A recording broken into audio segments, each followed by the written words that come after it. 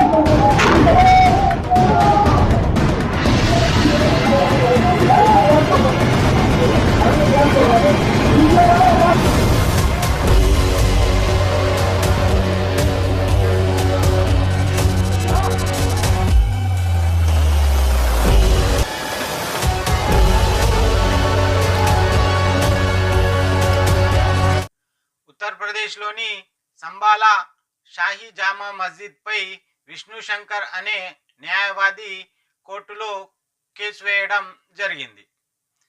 ఇది ఇక్కడ మస్జిద్కి ముందు హరిహర మందిర్ ఉండేది. దీనిని మొఘలులు తొలగించి ఇక్కడ మస్జిద్ నిర్మించారు అని చెప్పి అతను కోర్టులో కేసు వేయడం జరిగింది. ఈ నెల 19న ఆ మస్జిద్లో సర్వే నిర్వహించడం జరిగింది. సర్వేను మరొకసారి చేయాలని చెప్పి కోర్టు ఆదేశించడంతో తెల్లవారుజామున విష్ణు శంకర్, అతని బృందం, సర్వేయర్స్, అధికారులు మస్జిద్లోకి ప్రవేశించడం జరిగింది. 2 గంటల పాటు సర్వే నిర్వహించారు. ఒక్కసారిగా ఇరు వర్గాల మధ్య అల్లర్లు చెలరేగాయి. ఒకరిపై ఒకరు రాళ్లు రువ్వుకున్నారు. పోలీసులు రబ్బర్ బుల్లెట్లు కూడా ప్రయోగించడం జరిగింది.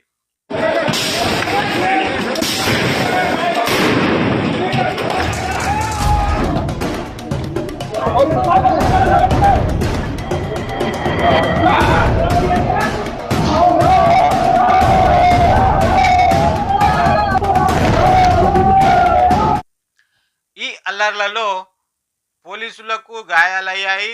అలాగే 4 వ్యక్తులు మృతి చెందారు. ఈ సంఘటనపై మస్జిద్ కమిటీ ఏం చెప్తా ఉంది, విష్ణు శంకర్ న్యాయవాది గారు ఏం చెప్తా ఉన్నారు, అక్కడ ప్రజలు ఏం చెప్తా ఉన్నారు, పోలీసులు ఏం చెప్తా ఉన్నారు, అసదుద్దీన్ ఓవైసీ గారు ఏం చెప్తా ఉన్నారు, ఇలాంటి సంఘటనలపై జూన్ 2022లో ఆర్ఎస్ఎస్ ప్రముఖులు మోహన్ భగవత్ గారు ఏం చెప్పారు, అఖిలేష్ యాదవ్ గారు ఏమన్నారు, మీరు ఈ వీడియోను పూర్తిగా చూడవలసిందిగా కోరుకుంటున్నా.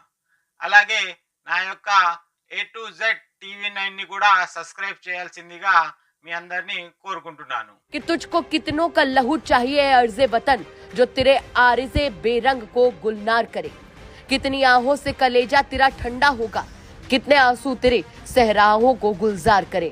संभल में पुरअमन एहतिजाज करने वालों पर उत्तर प्रदेश पुलिस द्वारा फायरिंग करने की हम कड़ी निंदा करते हैं। पुलिस की फायरिंग में 3 नौजवानों की मौत हुई है। अल्लाह से दुआ है कि अल्लाह मरहूमीन को मगफिरत अदा करे और उनके घर वालों को सब्र जमील अदा करे। आज संभल में सुबह 7 बजे से लेकर 11 बजे तक जामा मस्जिद स्ट्रक्चर उसका सर्वे होना था कोर्ट के आदेश पर।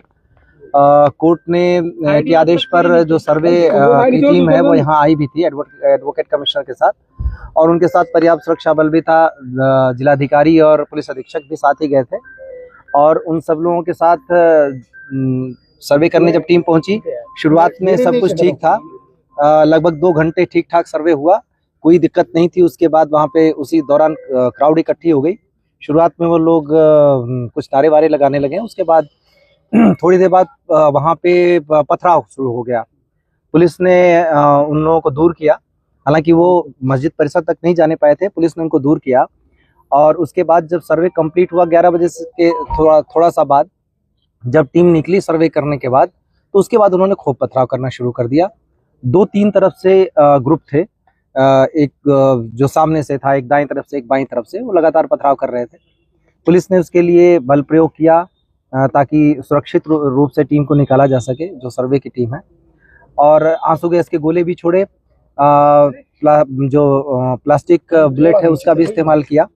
ये जामा मस्जिद की ऐतिहासिक जामा मस्जिद है और ये कोई अभी नहीं, 200 साल पुरानी मस्जिद है। जो बाहर के लोगों ने आकर के यहाँ पर एक रिट दायर करी और उसमें सर्वे का वो किया और न्यायालय ने आदेश भी दिया, लेकिन इसके बावजूद हमें आपत्ति इस बात की थी कि कोर्ट ने 7 दिन का वो दिया था, जबकि दूसरे उसको हमें नोटिस दे करके हमसे जवाब नहीं मांगा गया कमेटी से, जबकि कमेटी से जवाब मांगते उसके बाद आदेश देते तो सही था। विद इन 7 डेज का आदेश था कि रिपोर्ट देनी थी कमीशन को, लेकिन एकदम से इतनी तेज़ी के साथ कोई अर्जेंट और इमरजेंसी नहीं थी, उसके बावजूद भी कमीशन आया और डीएम, एसपी और इनके पुलिस प्रशासन के साथ में आया, लेकिन यहाँ के मुसलमानों ने और सब लोगों ने मिलकर कर, जनप्रतिनिधियों, मुसलमानों, सब ने मिलकर करके ये चीज़ साबित की कि हमें कोर्ट के मामले में हम कोई विरोध नहीं कर रहे।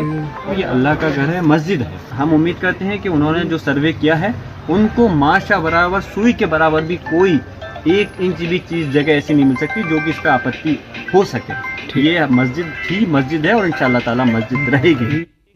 हम लोग के लिए बड़ी इम्पोर्टेंट प्लेस है और जो लास्ट अवतार होना है, कल की अवतार, तो उसी जगह पे होना है।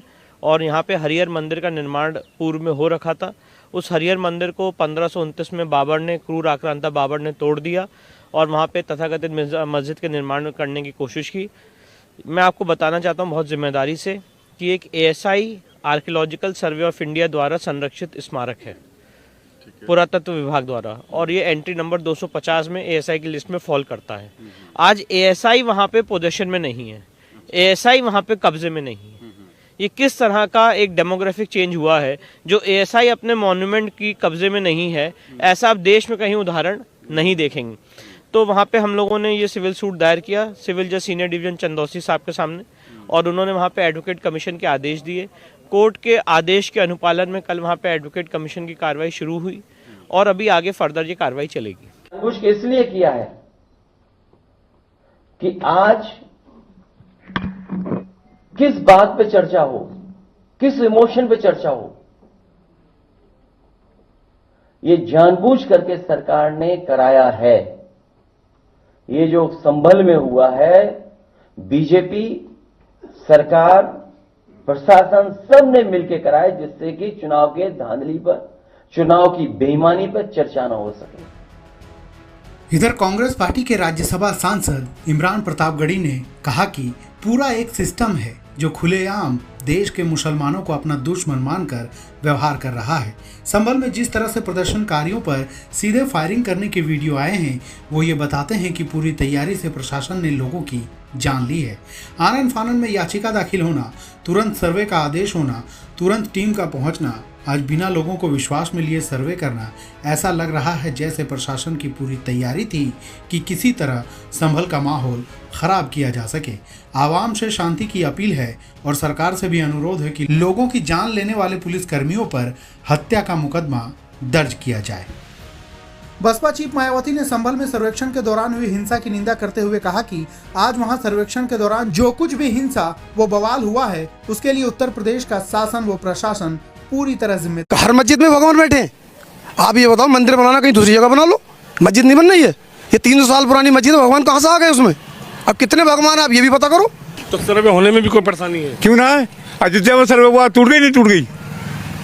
जब में सर्वे हुआ तो मंदिर था तो इसलिए टूट गई। मंदिर कहाँ था? 600 साल पुरानी मस्जिद थी। मस्जिद आज की थोड़ी है, एक जमाने की मस्जिद है। तो अगर तुम्हारी मतलब ये कि तुम्हारे घर जमीन पे या घर पे अगर कब्जा करा जाए तो बुरा तो लगेगा। विवाद मस्जिद पे ही आ गया। हर मस्जिद में अरे एक मिनट, कितने भगवान हो? कितनी जमीनें पड़ी हैं? अगर तुम्हें मंदिर बनाना हो, किसी मुसलमान को इतराज नहीं, कहीं दूसरी जगह बना लो। इबादत तो करना है, जरूरी है। ठीक है, प्रतीकात्मक कुछ हमारी विशेष श्रद्धा थी, ऐसे स्थानों के बारे में हमने कहा, लेकिन रोज एक मामला निकालना नया, ये भी नहीं करना चाहिए। हमको झगड़ा क्यों बढ़ाना है?